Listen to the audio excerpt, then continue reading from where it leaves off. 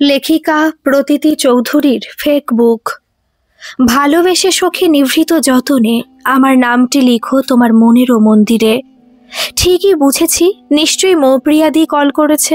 তুফানদার টেক্সটের ওয়ার্ডগুলো point out করতে দিয়েই ওপাশের ব্যালকনিটায় গিয়ে কল ব্যাক করলো। মৌপ্রিয়াদি তুফানদারই ক্লাসমেট। ঈশানদার কাছে শুনেছি ওদের প্রেমটা 3 বছরের পুরনো। আমি অবশ্য মৌপ্রিয়াদিকে চিনতাম না। একদিন লুকিয়ে তুফানদার ফোনের ওয়ালপেপারে ছবিটা দেখেছিলাম। পরে ঈশানদার কাছে শুনি ওই দিদিটা তুফানদার গার্লফ্রেন্ড। তুফানদার মতো কাব্যপ্রেমিক মানুষের যে ওই রকম স্মার্ট আধুনিকা গার্লফ্রেন্ড হতে পারে সেটা তো প্রথমে আমার বিশ্বাসই হয়নি। পরে অবশ্য বুঝেছিলাম যখন তুফানদা আমায় পড়ার কাজ দিয়ে মৌপ্রিয়াদির সাথে কথা বলার জন্য ব্যালকনিতে উঠে যেত। নিজের কানে অনেকবার তুফানদাকে বলতে শুনেছি, মৌসোনা রাগ করো না, তুমি তো জানোই এই মাসে এখনো টিউশনগুলোর ফিস পাইনি। মৌসোনা ডাকটা শুনলেই কেন জানি না বেশ বিরক্তি লাগতো আমার। মাঝে মাঝে ওদের কথার মাঝে মিছিমিছি ডাকতাম তুফানদাকে, বলতাম সেন্টেন্সটার মানে বুঝতে পারছি না। তুফানদা আমাকে ইংলিশ পড়ায় সে ক্লাস 9 থেকে। তখন তো তুফানদা নিজেই 3rd ইয়ারে পড়তো। 2 বার পরপর ইংলিশে টপার হওয়ায় কলেজে বেশ ভালো নামডাক ছড়িয়েছিল তুফানদার। আর বাবা তখন আমার জন্য বাড়িতে একটা ইংলিশের স্পেশাল টিউশন খুঁজছিল। হয়তো তুফানদার টাকার বিশেষ প্রয়োজন ছিল সেই সময়, তাই অফারটা পেতে আমাকে পড়াবার জন্য আর 2 বার ভাবেনি। সেই থেকে আজও আমাকে ইংলিশ পড়াচ্ছে। নেক্সট ইয়ার হায়ার সেকেন্ডারি দিয়ে দেওয়ার পর আর পড়াবে না। তুফানদার কখনো আমাদের বাড়িতে এসে সামনের এই চেয়ারটায় বসবে না ভাবলেই মনটা কেমন হু হু করে ওঠে। ফোনটা শেষ করে এসে তুফানদা আমার পয়েন্ট আউট করা ওয়ার্ডগুলোর নোট লিখিয়ে দিচ্ছিল। মনে হচ্ছিল আজ তুফানদা খুব উদাসভাবে কথা বলছে। আমি তুফানদাকে ইয়ার্কি করে জিজ্ঞাসা করলাম, মৌপ্রিয়াদির সাথে ঝগড়া হয়েছে? ভাবলাম অন্যদিনের মতো তুফানদা আমার কান টেনে বলবে বড্ড পেকে যাচ্ছিস, কিন্তু তুফানদা আজ আমার দিকে তাকিয়ে হালকা হেসে বলল, না রে, কিছু হয়নি। আজ সকালেই বাবা প্রমিস করেছে এক্সাম হয়ে গেলে স্মার্টফোন কিনে দেবে। তুফানদা বাড়ি আসার সাথে সাথে বললাম খুশির খবরটা, একটা স্মার্টফোন যেটা কিনা একদম আমার নিজের হবে। বাবা কখন অফিস থেকে ফিরবে তখনও পর্যন্ত আর গেম খেলার জন্য ওয়েট করতে হবে না। নিজের ফোন, নিজের ইমেল আইডি আর তুফানদার মতো নিজের অ্যাকাউন্ট খুলবো ফেসবুকে। রিমি, সুনন্দা, ঈশানদা সবার ফেসবুকে অ্যাকাউন্ট আছে, শুধু আমারই তো নেই। সবাই বলে আমাকে বাবা ব্যাকডেটেড করে রেখে দিয়েছে, তাই এক্সামের পর আমিও ফেসবুকে ছবি আপলোড করে আপডেটেড হয়ে সবাইকে চমকে দেব। জানি না কেন আমার শেষ কথাগুলোয় তুফানদা হঠাৎ করে খুব রেগে গেল। বলল, আপডেটেড হওয়া আর ফেসবুকে ন্যাকামি দেখানো দুটো কিন্তু এক নয় তিথি। যথেষ্ট বড় হয়েছিস তুই, তাই সোশ্যাল সাইটের ভালো খারাপ দুটো দিকই জানা দরকার। আমি চুপচাপ তুফানদার দিকে অনেকক্ষণ তাকিয়ে থাকতে তুফানদা একটু শান্ত হয়ে বলল, না মানে ফেসবুকটা খুব একটা সিকিউর জায়গা নয় তো। মানে ধর তুই যা ছবি পোস্ট করবি বিশ্বের মানুষ তা দেখতে পাবে, তাই ভেবেচিন্তে পোস্ট করা উচিত আর কি। আমি আবারও চুপচাপ মাথা নেড়ে সম্মতি জানিয়ে হোম টাস্কের রাইটিংটা লিখতে শুরু করলাম। তবে মাথার মধ্যে খিটখিট করতে রইল তুফানদার একটা কিছু হয়েছে। 2-1 সপ্তাহ পর একদিন পড়ার সময় জলের বোতল আনতে ডাইনিংয়ে গেছিলাম। এসে দেখি মৌপ্রিয়াদির সাথে ফোনে ঝগড়া হচ্ছে তুফানদার। বারবার তুফানদা বলছে, কি দরকার তোর ওই সব মিথ্যেগুলো প্রোফাইলে সাজিয়ে রাখার? আর তাছাড়া তোর কি ওই বাটারফ্লাই টপটা ছাড়া আর কোনো ড্রেস থাকেনি? টেবিলে জগটা নামাবার শব্দে তুফানদা সংযত হয়ে গেল। ফোনটা রেখে আনসিনের প্যাসেজটা বোঝাতে শুরু করলো। আমার কিন্তু তখনও মন পড়ে আছে ওদের ঝগড়াতে। প্রায়ই আমার মনে হয় তুফানদার সাথে যদি মৌপ্রিয়াদির পার্মানেন্টলি ঝগড়া হয়ে যায় তো বেশ ভালো হবে। তাহলে তুফানদা আগের মতো হাসি খুশি থাকবে, পড়াবে, আর বারবার মোবাইল বার করে টাইমও দেখবে না। অফিস থেকে ফেরার পর বাবার ফোনটা নিয়ে একটু বসেছিলাম। এই বিকেল বেলাটা পড়া নিয়ে আমাকে কেউ খুব একটা চাপ দেয় না, তাই এই সময় একটু গেম খেলি। মাঝে মাঝে ফেয়ারি আর্টের অ্যাপগুলো ডাউনলোড করে পেইন্ট করতেও বেশ ভালো লাগে। আজ ফেস আর্টের কিছু অ্যাপ লোড করব বলে সার্চ করতেই ফেসবুকের অ্যাপটা লিস্টের সবচেয়ে উপরে চলে এলো। কাল সন্ধ্যার তুফানদার ওই রাগি রাগি মুডে মৌপ্রিয়াদিকে বলা বাটারফ্লাই টপের কথাটা এখনো কানে বাজছে। আমি যে কাল স্পষ্ট দেখেছিলাম তুফানদার রিমলেস চশমার ফাঁকে চোখের কোণায় চিকচিক করছিল জল বিন্দুগুলো। আমার বুঝতে অসুবিধা হয়নি একটুও যে ফেসবুকে কিছু একটা ঘটেছে। মা তখন বাবার জল খাবার, ঠাকুরকে সন্ধে দেখাতে ব্যস্ত, আর বাবা এসে টিভি খুলে বসেছে। সেই সুযোগে ভয়ে ভয়ে খুললাম ফেসবুকটা। জানতাম নিজের কোনো আইডি না থাকলে অন্য কারো ব্যাপারেও জানতে পারবো না, কিন্তু নিজের নামে আইডি সবাই জানতে পারলে ভয়েই গায়ে কাটা দিল। শেষমেশ একটা অ্যাকাউন্ট খুলে দিলাম জলফড়িং নামে। সাথে বাবার ফোন থেকে আপলোড করলাম একটা গ্রিন গ্রাস হপারের ওয়াটার ট্যাটু। তারপর প্রথমে সার্চ করলাম তুফান সরকার, কিন্তু আমি কল্পনাতেও ভাবিনি হাজার হাজার মানুষের ভিড়ে খুঁজতে হবে তুফান দাকে। একটু বুদ্ধি খাটিয়ে সার্চ করলাম মৌপ্রিয়া সেন শর্মাকে। যতই হোক তুফানদার চেয়ে এই নামটা ইউনিক, হয়তো খুঁজে পাওয়া সহজ হবে ভেবেই সার্চিং। দু একটা নাম স্ক্রোল করতেই পেলাম মৌপ্রিয়া সেন শর্মার প্রোফাইল পিকচার। এ যে একদম সিনেমার নায়িকা হয়ে গেছে। এই তো মাস দুয়েক আগে আমাদের স্কুলের সামনে ফুচকা স্টলটায় দেখেছিলাম, এরকম তো মোটেও দেখায়নি। কেন জানি না মৌপ্রিয়াদির ওই রকম লুক দেখে খুব হিংসে হচ্ছিল।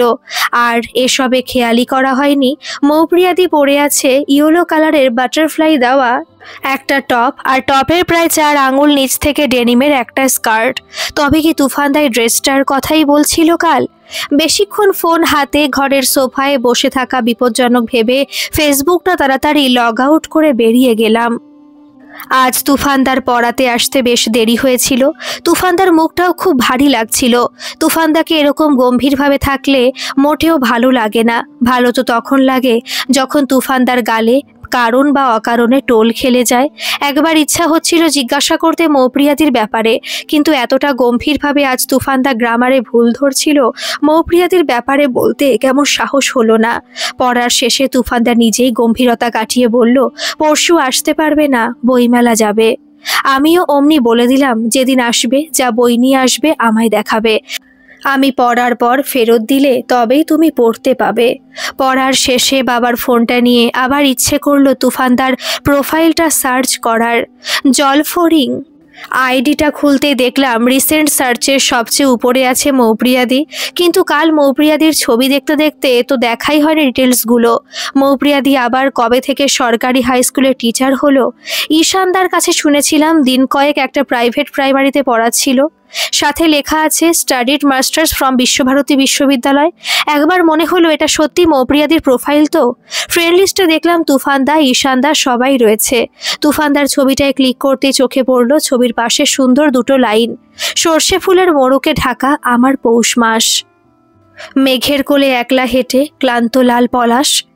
কতটা আবেগী তুফানদা, অথচ সামনে থেকে দেখে একটুও বোঝা যায় না মানুষটাকে। জানি না কি মনে হলো পাঠিয়ে দিলাম একখানা হাওয়ার নিমন্ত্রণ, মানে ওই জলফড়িংয়ের বন্ধুত্বের হাত। দিন 3 কেটে গেছে। মাঝে মাঝে জলফড়িংয়ের অ্যাকাউন্টটা চেক করি, না জলফড়িংয়ের এখনো কোনো বন্ধু নেই। হয়তো উল্টোপাল্টা বন্ধুত্বের আবেদন তুফানদার কাছে গ্রাহ্য নয়, আর হবেই বা কেন? তুফানদার জন্য তো আছে মৌপ্রিয়াদি। ওদের কথা বেশি ভাবলেই কেন যে বুকের ভেতরটা চিনচিন করে। যাকগে, কাল তো তুফানদা আসবে, নিশ্চয়ই কবিতার বই কিনবে, উপন্যাসও কিনতে পারে 1-2। মনে মনে ভাবলাম দিন কয়েক ওই সব পড়েই কেটে যাবে। বাড়ি এসে তুফানদা হাতে ধরিয়ে দিল নিহার রঞ্জন গুপ্তের কালো হাত। বলল, এটা তোর জন্য নিয়েছি, ডিটেকটিভ গল্প।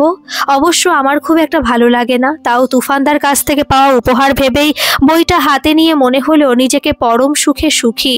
একটু অন্যমনস্কভাবেই বললাম, কবিতার বই কিনলে না এবার, নাকি মৌপ্রিয়াদের জন্য লুকিয়ে রেখেছ? আমার দিকে অবাকভাবে কিছুক্ষণ তাকিয়ে থেকে তুফানদা বলল, তুই পড়বি কবিতা, তোর ভালো লাগবে। আমিও রেগে বললাম, আমি কিন্তু সব বুঝি, আমি মোটেও কোনো বাচ্চা মেয়ে নই। প্রায় 1.5 সপ্তাহ হয়ে গেছে তুফানদা পড়াতে আসতে পারেনি। এর মধ্যে বার দুয়েক ফোনও করেছি, যদিও ডাক্তারে বলেছে ইনফ্লুয়েঞ্জা ফিভার। জ্বরটা ছেড়ে গেলেও কয়েকদিন রেস্টে থাকতে বলেছে। কিছুদিন ধরেই কেন জানি না তুফানদার জন্য খুব মন খারাপ করছিল, তাই বিকেলের জিওগ্রাফি টিউশনের পর তুফানদার বাড়ির দিকে একটু এগিয়ে গেলাম। আগেও বেশ কয়েকবার এসেছি। কাকিমা বেশ ভালো মতো চেনেন আমাকে। যেতেই বলল, তুফানদাকে দেখ, তিথি এসেছে। তুফানদার ঘরে আগেও ঢুকেছি, এবার যেন মনে হলো একটু বেশি ছন্নছাড়া।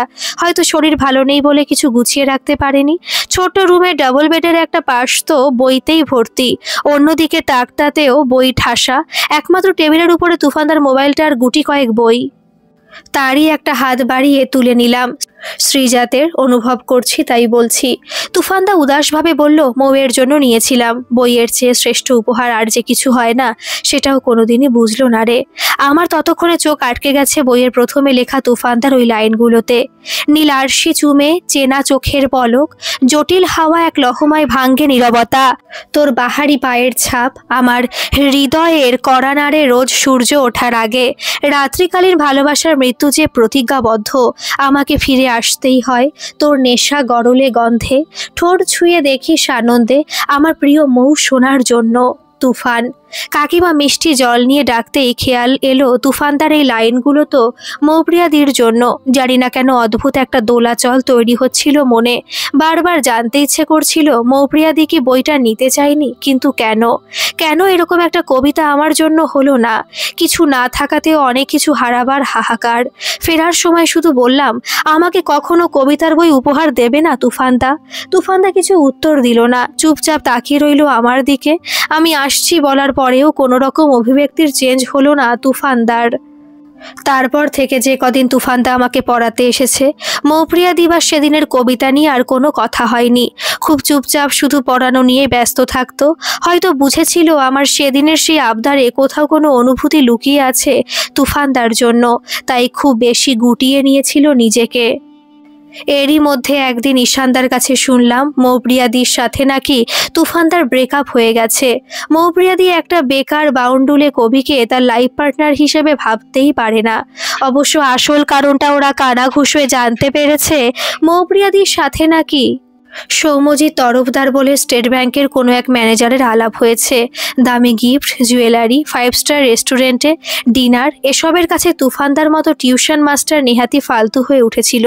তাই শেষমেশ ডাইরেক্টলি মৌপ্রিয়াদি তুফানদাকে জানিয়ে দিয়েছে যে রিলেশনটা আর কোনোভাবেই কন্টিনিউ করা সম্ভব নয়। আমার শুনে খুব অবাক লাগছিল, এত কিছু ঘটে গেছে তাও তুফানদা আমাকে কিছুই বলেনি। কিন্তু কেন? তবে কি তুফানদা ভেবেছে মৌপ্রিয়াদি ওর জীবনে নেই শুনলে আমি সুযোগের সদ্ব্যবহার করে সেই জায়গাটা নেওয়ার চেষ্টা করতে পারি? তুফানদা আমাকে এতটা স্বার্থপর ভাবতে পারলো? নিজের উপরে নিজের ঘেন্না লাগছিল। মাঝে পেরিয়ে গেছে বেশ কতগুলো দিন।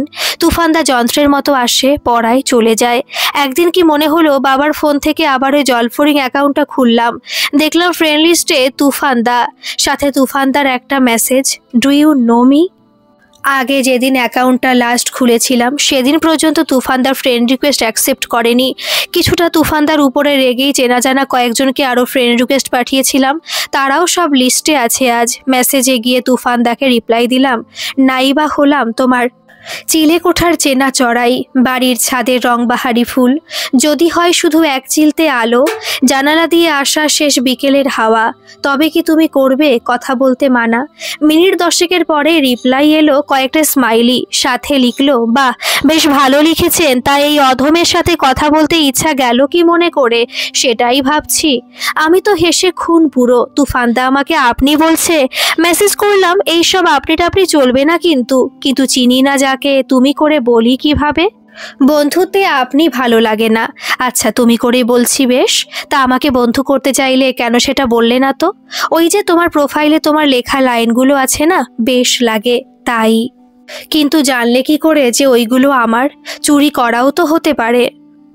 তোমার ছবিতে দেখেছি চোখ দুটো। এই চোখ কোনো প্রেমিকের হতে পারে, কবির হতে পারে, পাগলেরও হতে পারে, কিন্তু চোরের হতে পারে না।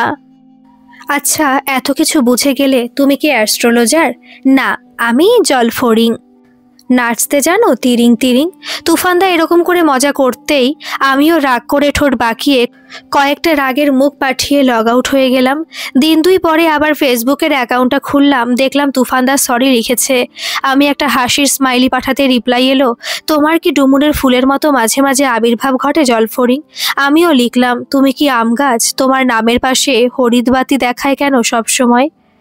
আমার তো নেট অন থাকে, তাই মেসেজ এলে বুঝতে পারি। বুঝলাম। কি বুঝলে? তুমি আমার রিপ্লাইয়ের জন্য 2 দিন ধরে অপেক্ষা করছিলে। ধুর, মোটেও না। দিয়ে বলো তুমি কি করো? জলফরিং তো, তাই নেচে বেড়ায়।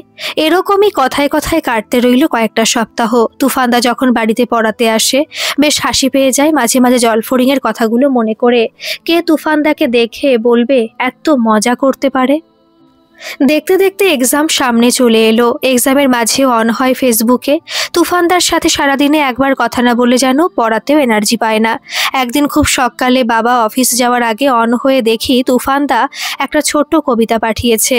ঘুমের দেশে মৌরি ফুলের মেলা, শিশির চোখে দেখছে আকাশটা, রাত চড়াটা বাঁশ গাছেতে বসে গুনছে প্রহর, গাইছে করম চা।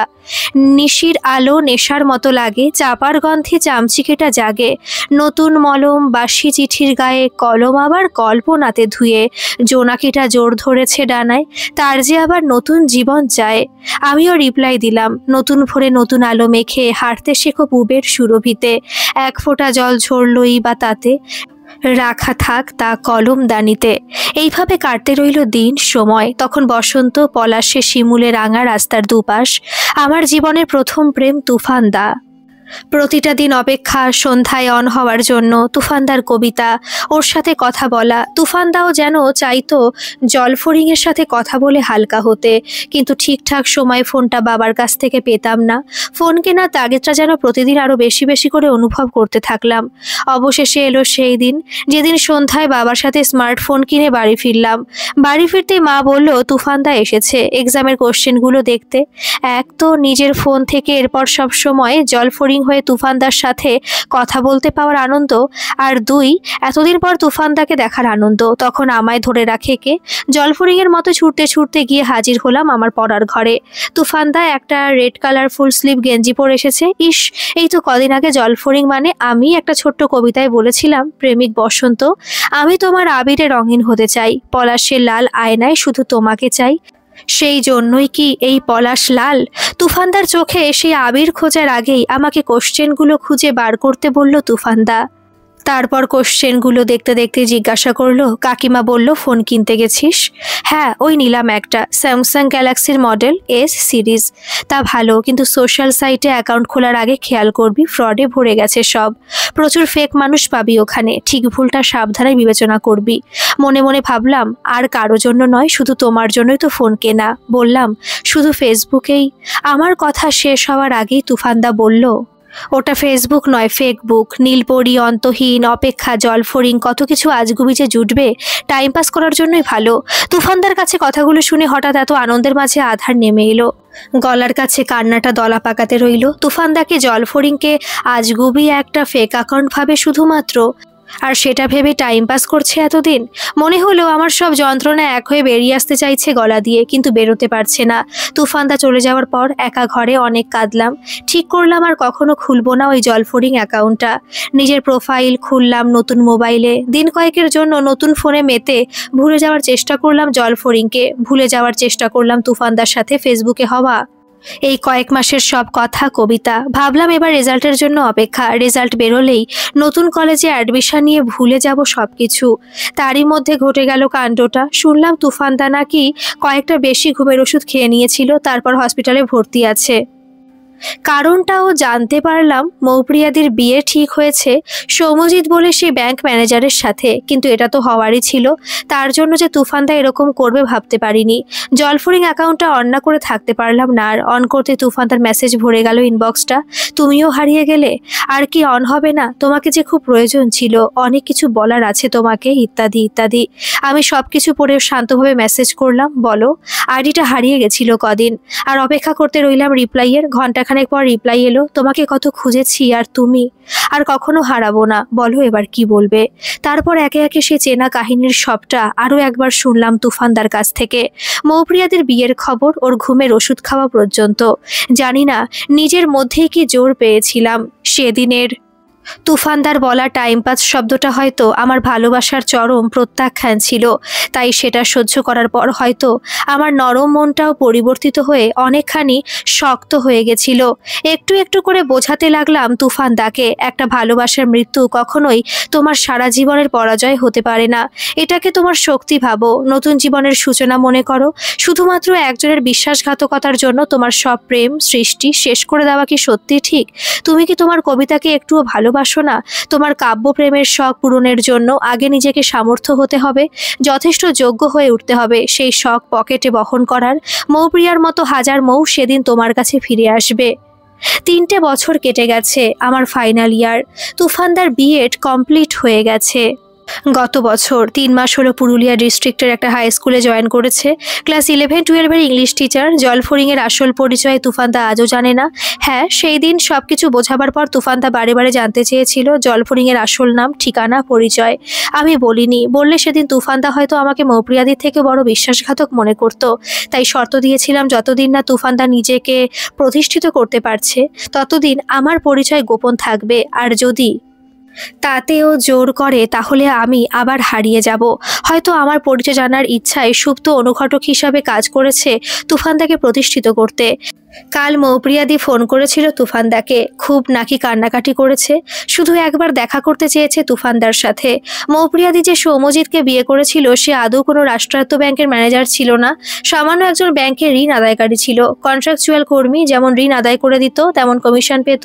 কিন্তু ফেসবুকে লিখে রেখেছিল manager in State Bank of India. যেমনভাবে মৌপ্রিয়াদি মিথ্যে লিখে রেখেছিল working at a government high স্কুলে। বিভিন্ন বন্ধুর বিভিন্ন গাড়ি নিয়ে প্রোফাইল পিকচার আপলোড করতে তো আর খরচা লাগে না। আর কোনো বন্ধুই মনে হয় তার বাদ থাকেনি যার কাছ থেকে টাকা ধার নেয়নি। মেয়ে পটানোটা তার হবি ছিল। আগেও অনেক মেয়ের সাথে অনেক কেস কাছারি হয়েছে।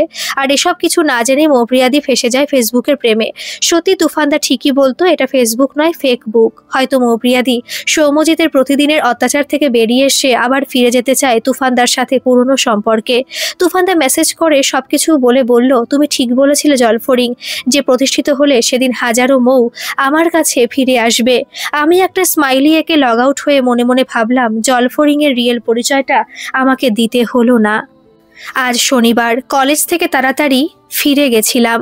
বাড়িতে আসতেই মা বলল তুফানদা নাকি আজ আমাদের বাড়ি এসেছিল দেখা করতে, বলে গেছে একবার ওদের বাড়ি যেতে। আমি ভাবতে রইলাম এতদিন পর হঠাৎ তুফানদা আমাকে ওর ঘর থেকে ডেকে পাঠালো কেন। তুফানদা বাড়ি এসেছে বলে জানি। মৌপ্রিয়াদির জন্য শেষবারের কেনা কবিতার বইটা নিয়ে তুফানদার ওর সাথে দেখা করতে যাওয়ার কথা। মনের মধ্যে হাজারটা প্রশ্নের জোট নিয়ে তুফানদার বাড়ি ঢুকলাম। তুফানদার বাড়িতে মেরামতের কাজ শুরু হয়েছে। তারই মধ্যে গেলাম তুফানদার রুমে। দেখলাম সে পুরনো টেবিলটায় গিফট পেপারে মোড়া আছে কবিতার বইটা। জানি মৌপ্রিয়াদিকে দেবে বলে নতুন গিফট পেপার দিয়ে মুড়েছে শ্রীজাতের কবিতার বইটা। আমার বসে থাকতে থাকতেই রুমে ঢুকলো তুফানদা। White and blue stripe shirt, গোল চশমা, পকেটে পেন। আমি তো দেখে হালকা হেসে বলেই দিলাম তুফানদাকে, এতদিনে তোমাকে পুরো মাস্টার মশাই লাগছে। তুফানদা একটুও না হেসে আমার দিকে তাকিয়ে আছে। জানি না কেমন একটা অস্বস্তি হচ্ছিল। এদিক ওদিক তাকিয়ে বললাম, ঘরটা এখন বেশ ছিমছাম লাগছে। আগেরবার তো যখন এসেছিলাম পুরো। আমার মুখের কথা শেষ হতে না দিয়ে তুফানদা বলল, গিফটটা খোল। কিন্তু আমি তোকে খুলতে বললাম তো। আমি চুপচাপ বইয়ের মলাট কাগজটা খুলে দেখলাম জীবনানন্দ দাশের শ্রেষ্ঠ কবিতা।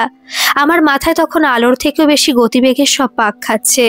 জিজ্ঞাসা করলাম, এটা কবি শ্রীজাতের সেই বইটা নয়?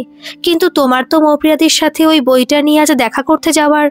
আমি আর জলফড়িং ছাড়া কেউ জানে না কি নিয়ে আমি মৌয়ের সাথে দেখা করতে যাব। জলফড়িংটা কে তিথি?